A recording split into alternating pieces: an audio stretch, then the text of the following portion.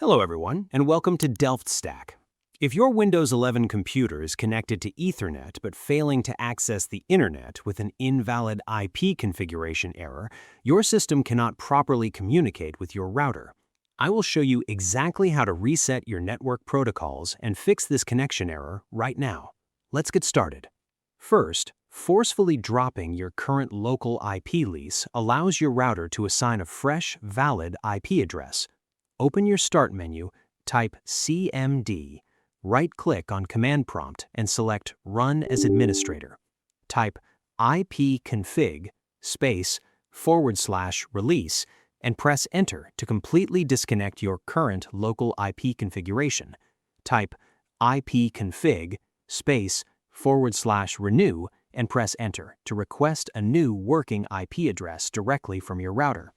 Next, resetting your underlying network sockets resolves any invisible routing bugs blocking the connection. Keep your elevated command prompt window open and actively selected for these next commands. Type netsh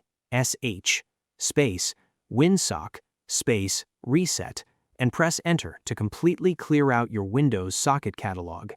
Type netsh int IP reset and press Enter to overwrite the network registry keys and rebuild the IP stack. Finally, if the command line methods fail, the built-in Windows Network Reset cleanly reinstalls all physical adapters. Open your Windows settings, select Network and Internet on the left, and click on Advanced Network Settings. Scroll down under the More Settings section and click on the Network Reset option. Click the Reset Now button, confirm by selecting Yes, and allow your computer to completely restart. I hope you found this guide helpful. Please like, share, and subscribe for more technical tutorials. Thanks for watching.